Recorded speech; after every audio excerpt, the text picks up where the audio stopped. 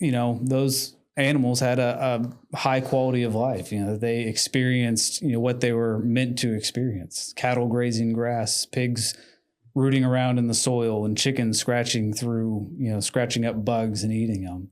The things that they were really designed to do. Tulsa Talks is the podcast that is inspiring people to have everyday meaningful conversations to gain perspective and help the world.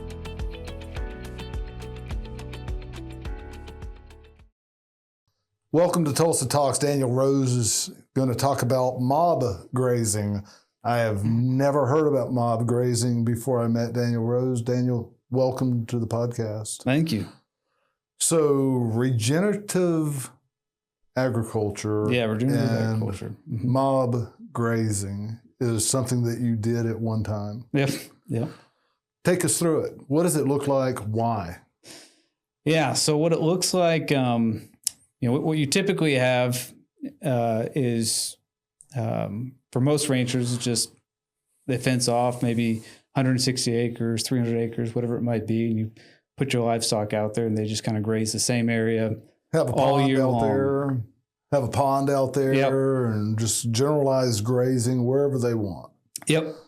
So they just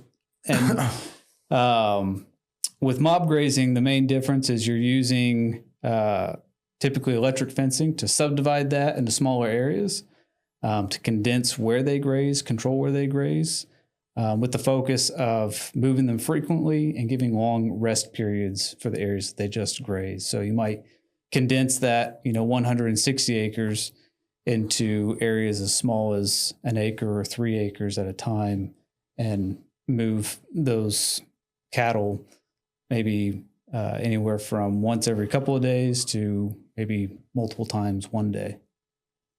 Depending on time of year? Yeah, time of year, maybe the stage that the livestock are in. Sometimes they need to eat more, or what's the deal with the stage? What does that mean? Yeah, so for older cows, if they're not actively milking, they can consume quite a bit, a greater range of forages. They can utilize it better. But if you have young cattle that you're wanting to gain weight, you really want to make sure that they're eating the best forage out there, and you're not forcing them to eat lower quality forages. And so that can dictate kind of the frequency of the move or the size of the area. Weather can also impact that. If you have a lot of rain like we've got this season, you don't want them in an area too long, because they'll turn it all to mud, and then it'll take even longer for that area to recover. And drought can be the opposite end of that. Of you don't want them to graze that grass too low to the ground, because there's little water in the soil. It's going to take longer for that grass to recover. So you want to leave more residual grass, which basically can use that surface area on the plant to recover faster. There's history in this, right?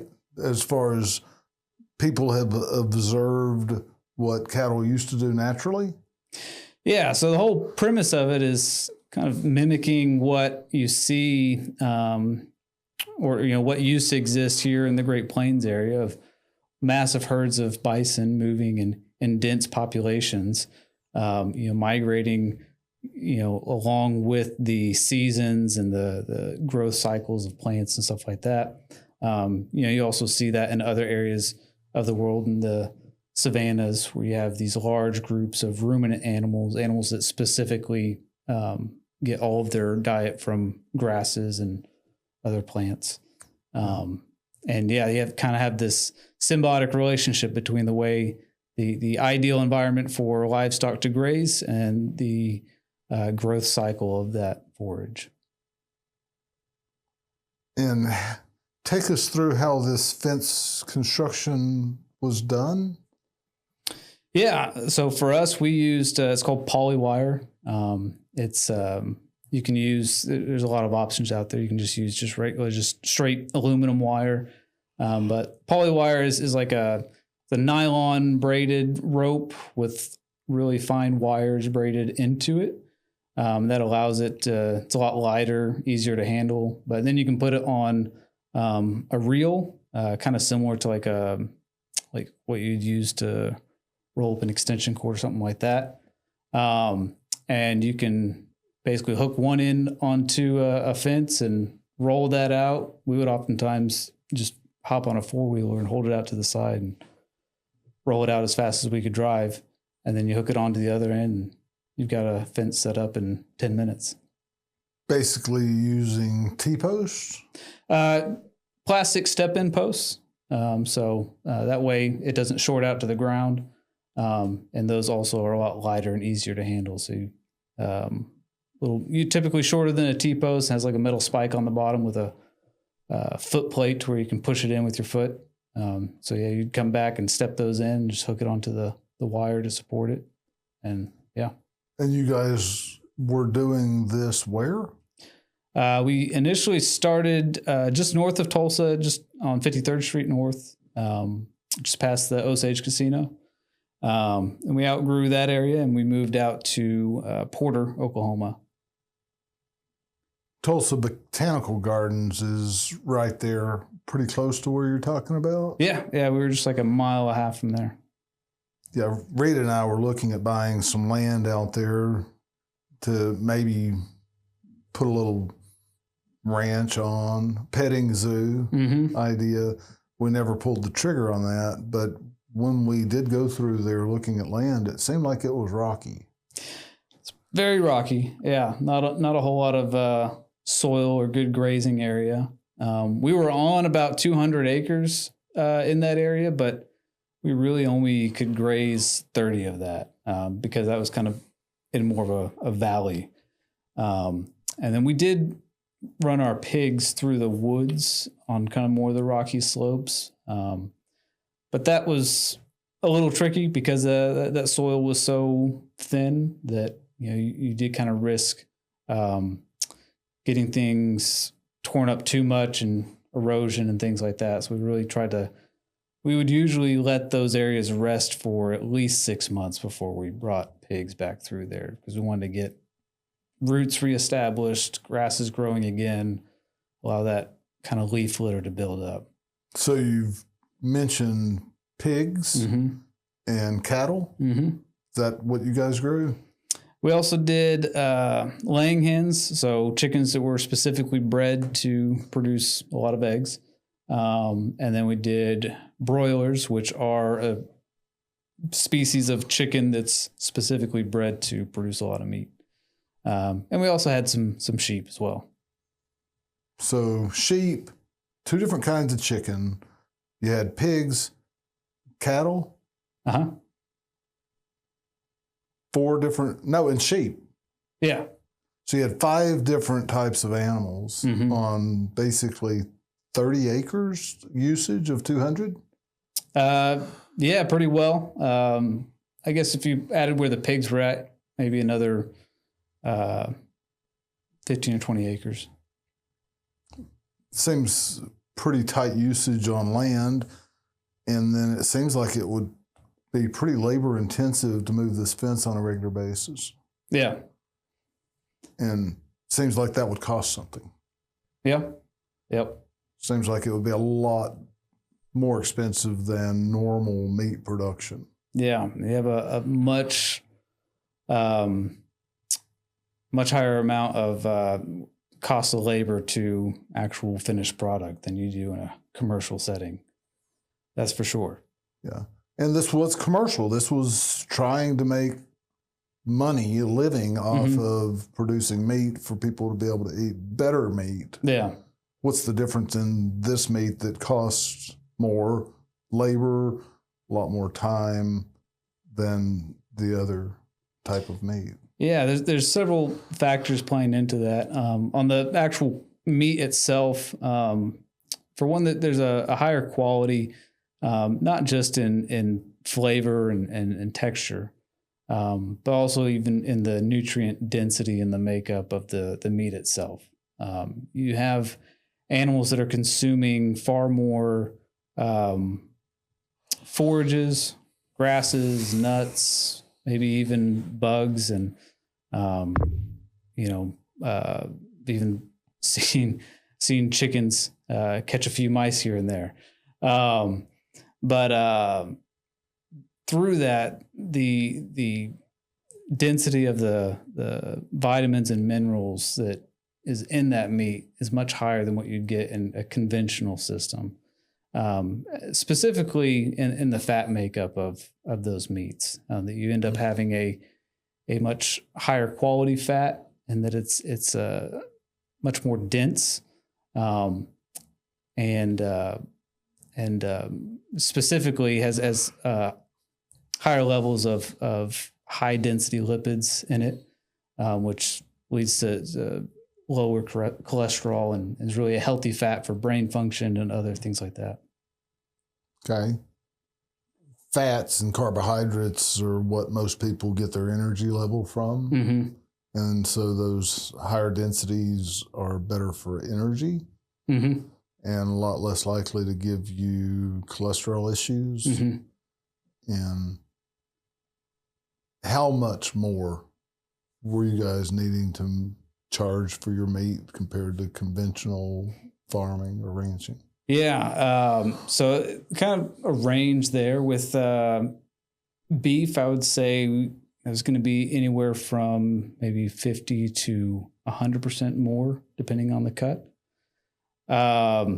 For pork and chicken, again, depending on the cut, that could be anything from 100% to maybe as much as 400% more than what you would typically see in the store. So double to 4 times. Yeah. Who is that customer? So those customers are going to be people who are health conscious. You also will get customers that are, very environmentally aware. They want to support local farmers, local food production, and also a production style that is beneficial for the environment at a, whether it be a local level or a global level. But those are really your primary customers. Also, people who maybe are focused on animal welfare is another one. Animal welfare. Yeah. Explain that idea to me, please. Yeah. So if you look at a lot of industrial livestock systems, animal welfare is a very big topic. Generally, in order to get to maximum efficiency, you have to condense livestock to the smallest area, so that you can more easily get food and water to them and move them around, things like that. That lends itself to a lot of issues. With cattle, that's called a CAFO system, where they're basically finished out in very small pens, oftentimes filled with manure, and just kind of basically eating out of a trough for the last 6 months probably like 2 to 8 months of their life. Never actually stepping foot on soil. For chickens, raised in chicken houses, never outside, never exposed to anything outside of that building. Pigs is also a similar situation. You typically raise on slatted floors inside a big house, in small pens, never able to actually be on, ground and see forage. So people that are carnivores Mm-hmm. care about the lifestyle of what they're going to end up eating. Mm-hmm. They want them to have a reasonably good life of community, Mm-hmm. because you guys will put them on 3 acres with 100 head of cattle. So they were a tight-knit community, but they weren't like stalled up. Yeah. So they could walk around and have relationships and whatever as they went, and instead of being in stalls. Yeah, I think they want to see that, those animals had a high quality of life. They experienced, what they were meant to experience. Cattle grazing grass, pigs rooting around in the soil, and chickens scratching up bugs and eating them. The things that they were really designed to do. They want to know that those animals were cared for well, and produced well. How long did you guys do this? We did it for about 10 years. And did you see the animals really enjoying their lives? Could you tell that they had a reasonably good life? Oh, yeah. Yeah. How did they interact? You were around this. A lot of people have never been around cattle, and I had not been around that very much. Yeah. But my wife had. She was raised on a 300-acre farm, actually 2 acres that abutted that was given to her parents from her grandparents. So my wife was raised on a farm. They had chicken houses. They had dairy and beef cattle. They had a little bit of pork. And then they had a small family garden that was like an acre to an acre and a half of vegetables that they raised. Yeah. So that was old school, real work. Yep. And they had like 6 children to help them on the farm. It wasn't what you're talking about, but my wife had part of her life around livestock and animals. And she's told me stories about how they were actually emotional and they were connected with each other. Did you notice that in the decade that you did it? I would say you definitely notice, when we're moving cattle to a new area and you open up that fence and they all run through and jump around and make noise. You can see definitely a level of excitement and energy in those animals. Same for the pigs. We would also move them in a similar manner, and just kind of seeing them go into a fresh spot. You could definitely see that. Yeah. Rita talked about seeing distress on the animals. Some, like if one passed, maybe one, she told me about 2 or 3 incidents where one of the cows had been hit by a vehicle that had gotten out. And the family was upset about that. Do you ever see any of that? Definitely during, lambing or calving season. It's a very common situation where you might lose a calf, lose a lamb, and it's hard to watch sometimes. I think probably the hardest part is seeing the maternal instinct kicking in, and you'll watch those mothers that lost their lamb or their calf, and they will just endlessly be calling out for them for hours through the night, unending. And you'll watch them and they'll be searching around frantically and checking with the other animals and their babies and things like that, just trying to find their lost animal, lost baby. Yeah. And so, you definitely witness that and feel that very strongly during that part of the year. Yeah. You talked about raising, not you, but the industry raising chickens and pigs in finishing cattle's lives, in fact, in smaller confined areas. I was watching a podcast probably within the last year, and they were talking about raising pork or pigs in like almost a high-rise building complex where the pigs never saw daylight. Yeah. No, I don't actually know if we do that in the U.S. at this point. I know that in China they have that. I think as many as I want to think that, I don't know, several stories tall. Or that's what they were talking about. Yeah, it's quite incredible. We do that with chickens though currently as well. You'll have 3-story tall chicken houses and things like that. In the process or the thought process of these guys, they're tech giants, multi-billionaire guys that I watch. They know about current events and finances and all this kind of stuff. And it's intriguing to me. But their thought was compassion for these pigs to have a better life. And then at the end of it, they said, at the end of the day, we're going to eat them anyway. And one of them did, trying to be kind of smirky fun, right? Yeah. And I think you hit the vein of what their thought was. And I think what most people's thoughts are of, yes, they've been given to us for food, but we still want to help them have the best life that they can while they're here and experience their life through their life journey.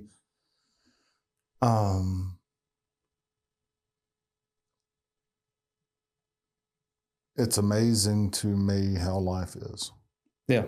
That we need to eat. And that even if we're eating vegetables, we're eating life. In order to continue living, we must take life. Yeah. I think that the West really has a hard time grasping the idea that the death of something or the sacrifice of something can be part of their purpose. I think we try to really make the idea of death disappear. But that's not, other cultures around the world much older than the West. You don't see that. There's much more of, I would say, a better understanding of that life cycle. Because it's part of the life cycle. Yeah. Because eventually we won't be in these bodies of ours, and eventually something will help us or the body not exist anymore. Yeah. I mean, so through the, industrialization of things, we've been able to compartmentalize a lot of it and shift it all out far away from, cities and out of view. And so you just kind of forget that that's part of it, but it's still there just as much as, in other parts of the world where that's much more of a smaller community, like that's a part of that community is raising animals. They're the main source of food to be able to survive. Yeah. And there was huge shift in people's way of living back in and during and because of the Industrial Revolution. And these cities where people came in and were more concentrated on performing, creating these equipment, and now it's tech revolution that's even making things more effective, efficient to produce. And the land has become more specialized, just like our lives have become more specialized. Most people used to be general practitioners where they would have to grow their own food, prepare it, cook it, somehow make money in the midst of all of that, maybe not by directly doing that, but supporting that a lot. And now things are different than they were back 100, 120 years ago. And that being said, has made that disconnect easier. And this is a hard subject for a lot of people. That, like you said, the death, which is part of life. And you guys helped this cattle and different things do this. And do people still do this today? How is that industry? Yeah, I would say it's a very much a growing industry. You see more and more of a movement behind that. There's a lot of documentaries out there that have come out really focusing on regenerative agriculture. There's a lot more government programs that are helping support farmers and ranchers move in that direction. I think people are really grasping that it is a much longer view. It's a longer time horizon to actually kind of reap the benefits of it, which is why it's such a challenge for producers to adopt, because People are frankly they don't have the money to wait to see the benefit, and that's where some of these programs kind of help bridge that gap until they really start seeing the return of it. People are already complaining about meat prices. Mm-hmm. And then you're talking about doubling that or even 4Xing it. Mm-hmm. Most people can't tolerate that Yeah. in their budget. Yeah. Just cost prohibitive. Is there a way to bring that cost down? There are some things, yeah. So one of the biggest reasons that local meats are so expensive is because they have to incur a large cost that industrial producers don't, and that's the processing.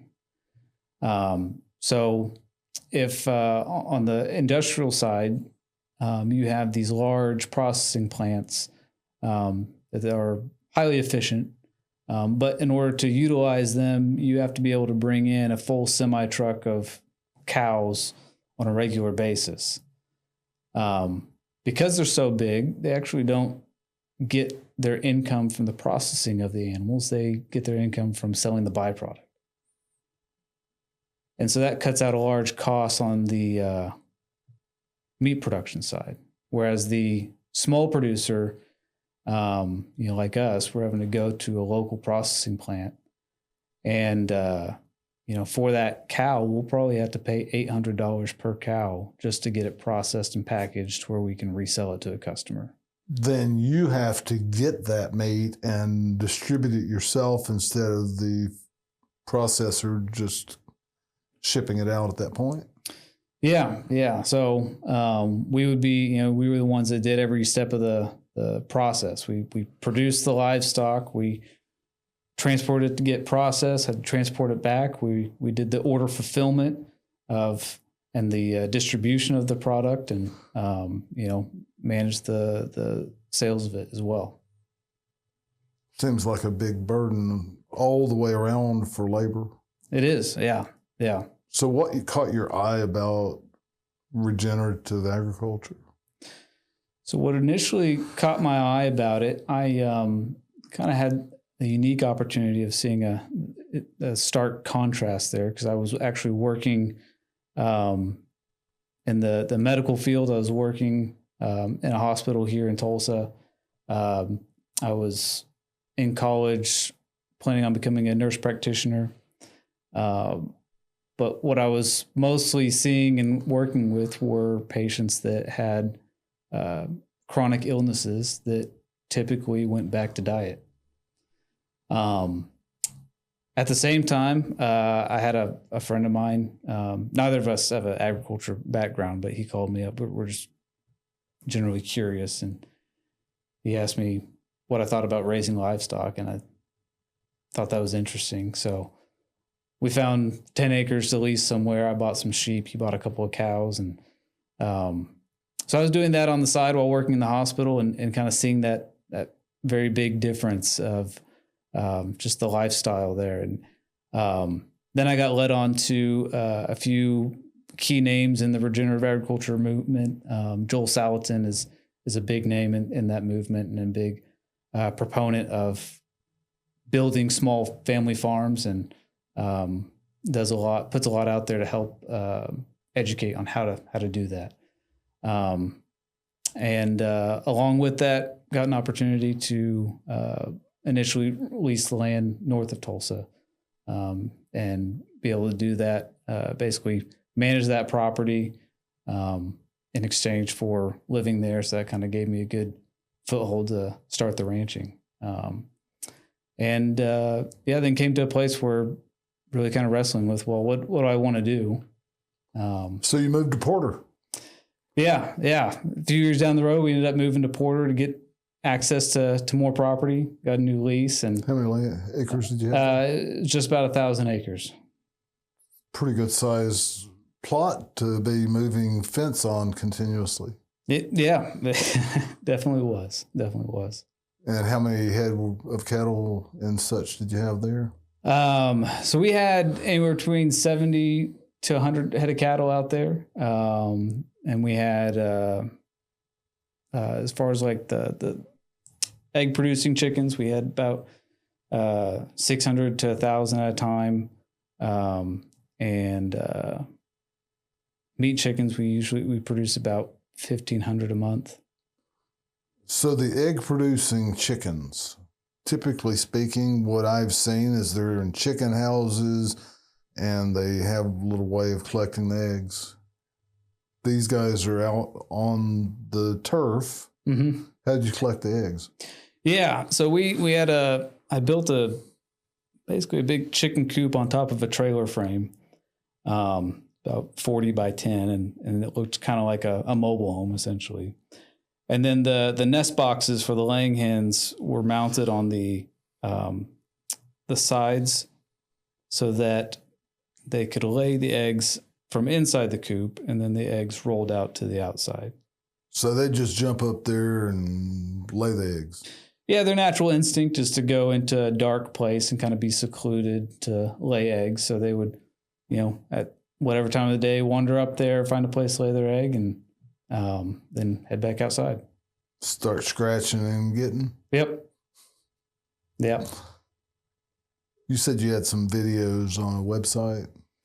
Yeah. So on YouTube, Grassroots Ranch, if you look that up, we've got some videos of how we raised those animals. We've got, I think, a video for each one, the laying hens, the meat chickens or broilers, pigs, and cattle. What was that website's name again? Grassroots Ranch. Grassroots Ranch. Yep. That's a cool name. Yeah. Thank you. And you envision yourself getting back into that sometime? I don't know. I think maybe under the right circumstances. I would certainly love to. I'm always open to talking with producers and farmers and trying to share, what I learned over the years and things, what to do, what not to do. And especially with a lot of people eager to get into agriculture and trying to figure out how to make that work. And, it was a big learning curve. Like I said, I didn't come from an agriculture background, which I think had its benefits, but also produced a lot of challenges. And I'd love to be able to share that experience with others. So what is the number one thing that you would do? Let me say what I think I would do from an outsider's viewpoint. I would probably try to find somebody to go to work for a year or two, mm-hmm. so that I could get the foundations of what I saw was being done right, what I thought could be done better, mm-hmm. and just have that immersion, mm-hmm. without having that learning curve as much. Yeah, absolutely. And I did that a little bit. I interned on a sheep farm in Claremore for about a year in an attempt to kind of glean as much as I could. But that's definitely the best way to go, is to try to go and either work for somebody or even just volunteer if you can, to help somebody else out and kind of learn their process, how they're doing things. There's definitely a lot more content out there to kind of see what other people are doing. There's some great producers. I mentioned Joel Salatin with Polyface Farms. There's also Seven Sons Farms is another great example of a good, thriving regenerative agriculture business. I will say a lot of them are built around e-commerce. That's a big proponent, or not a big proponent, a big component of how to really make that system work. Mm-hmm. Obviously, you have a smaller market as far as customers who are interested in that product, and e-commerce really opens that door to be able to reach customers that are most eager to buy your product. Yeah. I think it was last week we got some pimento cheese from Dallas. as my wife ordered it from Walmart, non-refrigerated for days. How did you guys how did you guys not do that for customers? Yeah. So shipping perishable foods is a big challenge. Again, Seven Sons Farm did a lot to just put out free content for people to help educate producers on how to do that well. That also, especially during COVID, they really put a lot of effort into helping people make that a possibility. Okay. So some of that comes down to making sure you're shipping regionally. Trying to ship across the country is just always going to be a big challenge. Yeah. But you can ship next day within a pretty large radius. You can go to FedEx and UPS website and see kind of where you can reach within 1 day, while also shipping ground to get the cheapest shipping cost. Yeah. The other is using dry ice. It's I think most of commercial or like Walmart, stuff like that, probably using gel packs, which they have their benefits.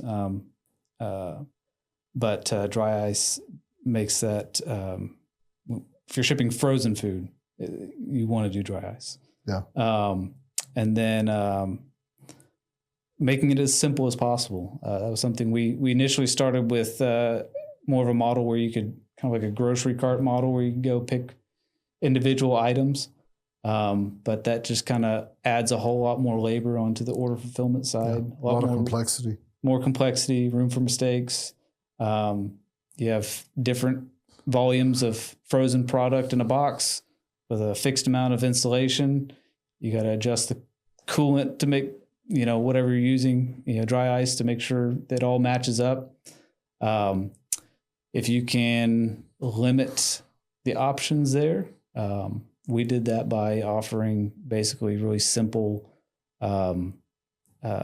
everything was in the exact same box with the exact same amount of weight of product in it. We sold it by like the quarter cow, eighth cow. Just different packages, made it simple. Yeah. You buy A, B, or C, which one do you want? Yep. We're going to try to help you the best way we can. This is the best system we found to do it. Yep. What about the number one thing that you would not do? I think the number one thing I would not do is I wouldn't try to do everything at once. I definitely started out with the idea of, wanting to be a one-stop shop, really providing all the proteins. Even we did during COVID, even did a bit more and partnered with other local farms and sold produce and milk and bread and all sorts of stuff. But with each one of those, you add in a whole nother level of complexity. And when you're starting without any background in it, you're really setting yourself up for a lot of failure. So starting with one area and doing it really well, partnering with somebody else who does an adjacent thing really well is a great way to get started and really kind of also helps kind of support one another. Generally, you're going to have the same set of tools, same set of equipment. A lot of that stuff can be shared. Yeah. So there's a lot of benefits from really collaborating with other producers. So you're saying maybe choose beef or pork or chicken? Yeah. One. To start with, yeah. There's some of that stuff can overlap really well. If you've got a lot of land already and you've got cows, adding in sheep or goats can be a really good complementary item to produce. If you're limited on space, doing chickens is probably a better way to go. And you could, if you're already doing eggs, doing meat chickens might work, or vice versa. If you've got more of a wooded environment, pigs would probably be a good option to choose, or maybe pigs with goats. So, yeah. Well, Daniel, this has definitely been a different type podcast for us. And that's what we're looking for, because I had no idea that regenerative ranching existed, nor did I know that the mob grazing formula was a thing. Thanks for coming in and sharing that with us. Yeah, thank you. I always enjoy having a conversation about it. We are here to help you discover or develop your passions, how you can use them, and why you exist. How can we help you help others better?